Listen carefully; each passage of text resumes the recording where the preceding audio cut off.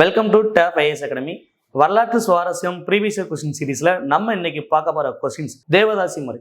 இந்த தேவதாசி முறையை ஒழிப்பதற்கு முத்துலட்சுமி ரெட்டிக்கு உதவிய பெண் சீர்திருத்தவாதி யாரு?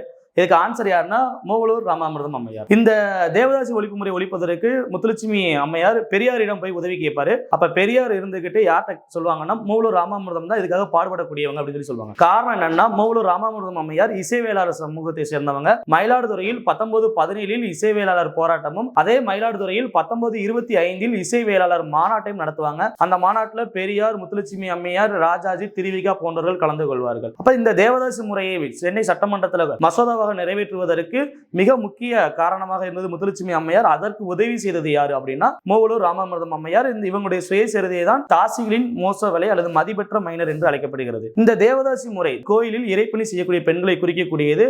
அவர்கள் பிற்காலத்தில் கோயிலில் உயர்மட்ட பதவிகளில் இருக்கக்கூடியவர்களால் அடிமைப்படுத்தப்பட்டனர். அதிலிருந்து அவர்களை சமூகத்தில் கொண்டு வரணும் அப்படிங்கிறதுக்காக தான் அந்த தேவதாசி ஒழிப்பு மசோதாவை கொண்டு வராங்க. இந்த மசோதா மத்திய சட்டமன்றத்தில் தாதாபாய் நௌரோஜியால் கொண்டு வரப்பட்டு அது தோல்வியடையும்.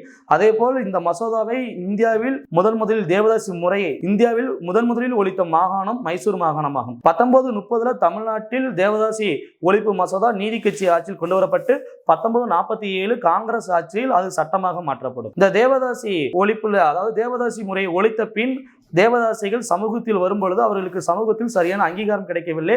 அதனால் டாக்டர் முத்துலட்சுமி அம்மையார் அவர்களுக்காக அவ்வை இல்லம் என்பதை ஆரம்பித்தார். அதுதான் பின்னாளில் ஆதரவற்ற பெண்களுக்கான ஒரு இல்லமாக மாறியது. தேங்க்யூ.